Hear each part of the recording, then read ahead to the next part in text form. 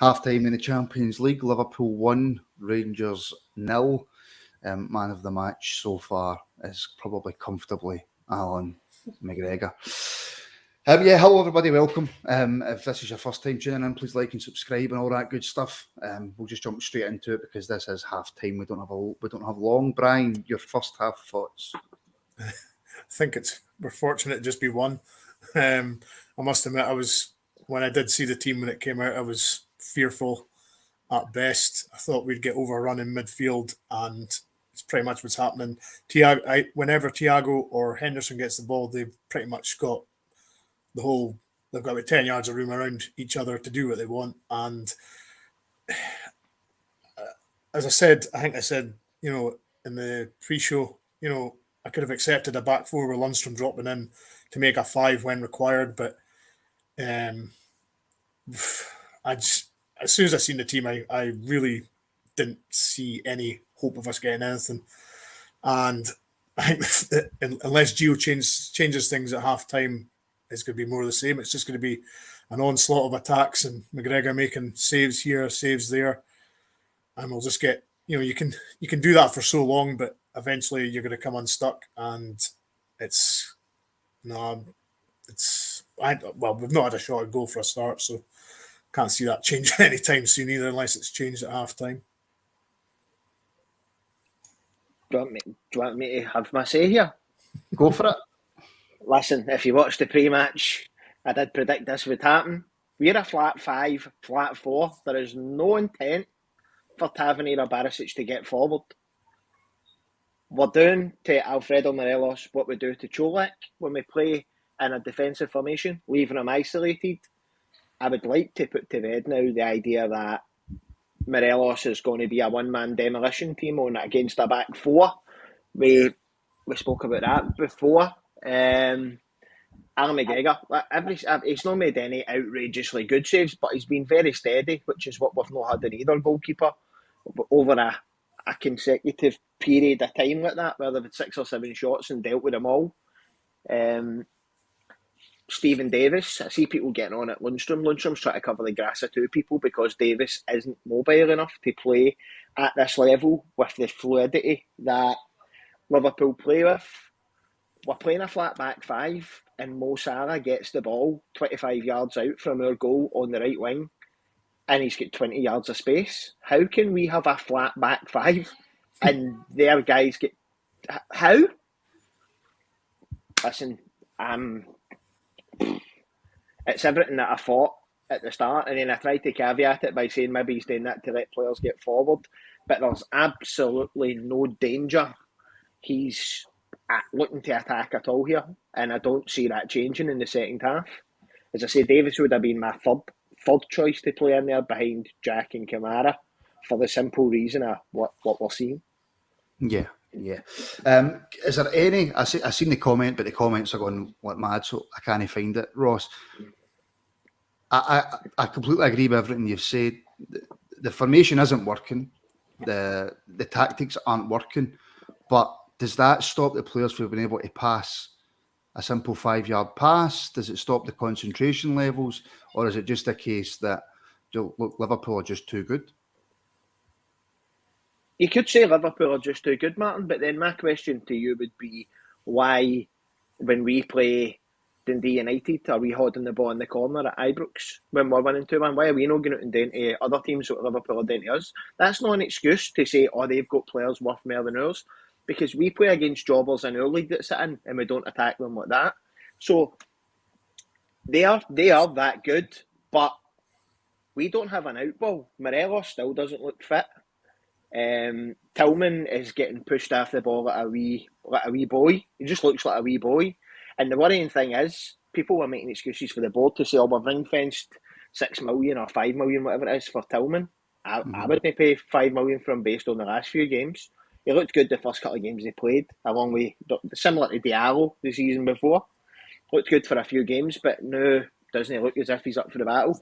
Twice, I've obviously put into the WhatsApp group videos, and he's marking the number 23, and the 23's in 40 yards of space, and then he ends up just running to the nearest player. He runs to Davis's man and starts marking him. Like, he's got no positional sense at all. I know he's only a young boy. He's not a right winger either.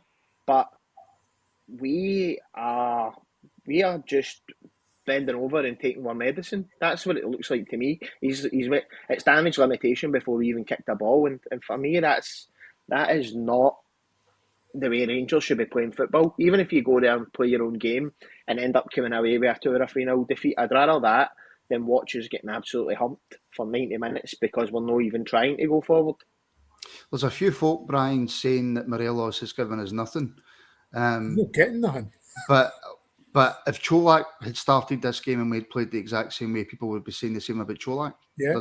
There's nothing that Morelos can do, is there? You could count in one hand how many times he's actually had like passes into his feet. It's all long balls. And he's playing against Matap, who's 6'2" or 3", and Van Dijk, who's 6'4". You try being 5 foot odd or 5'10" and 11 and try to win a header against guys that size. It's impossible. I mean, the problem is that all the players are playing in the defense. Well, the majority of the team's playing in the defense.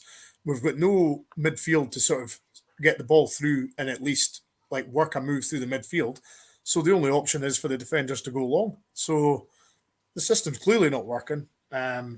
As I said before, if we played a back four with Lundstrom dropping into the 5, you could kind of accept that because at least Lundstrom's got the legs to get into the midfield, and Davis and whoever the other midfielder would have at least been able to advance the ball, and then Lundstrom would be able to sit in front of the defence. But as it is just now, it's just going to be one-way traffic. It'll be more of the same in the second half unless Gio changes it, and it really needs change because it's clearly not working, and it's just going to be more of the same. Sorry, Ross, I thought you were going to jump back in there. No, mate, no. I listen. This is what I thought would happen, and what I'm saying is, I'm not blaming Morelos, but what I'm saying is we've dropped a guy who scored 11 goals in 14 games to play Morelos, and Morelos is not doing the hold up any better.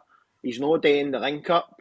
Because it's the tactics. It's not the striker. It's the tactics we play. Yeah. We don't support them. What I would say about Morelos is 2 or 3 times he's just went down looking for the foul rather than getting his arse back in and trying to chase the ball. That for me is giving up. He's just thrown himself in the ground, screaming at the ref and not bothering his arse to get back in and fight for his teammates. Which annoys me. In fairness, he has once or twice held it up. I'm not defending any part of what's happened in that first half. But I don't know what a striker does when that happens. Ryan Kent, very quickly, Ross, there's a few people having a go at Kent. I think, maybe I'm completely wrong, maybe I've got the blue tinted glasses on.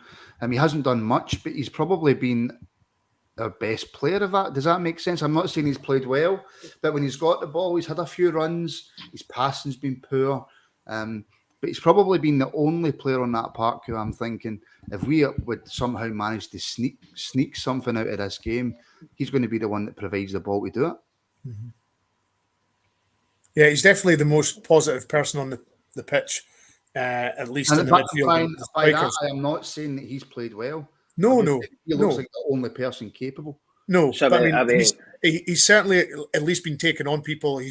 There was one actually. He was very unfortunate. He put outside the right foot through to Barisic, which was just a bit too long for Barisic, But at least Kent looks as though he's actually trying to make things happen and take on people.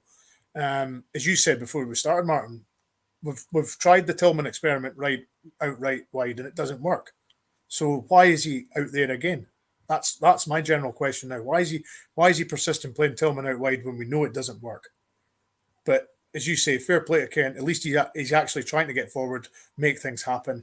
As Ross said, there's a couple of times Morelos has taken the ball in and held up a wee bit, but over the piece, he's not had much to work with, and he's been far too easy. And I think the whole team has been very lightweight. There was Tillman getting barged off the ball by, is it Timikas, the left back? Mm-hmm. Tillman's a bigger guy than him. I mean, Tillman just looks slow, doesn't look motivated. He looks like he's out for a Sunday stroll. But look, we need to be really quick here, guys. Ross, I want to give a bit of praise to Alan McGregor.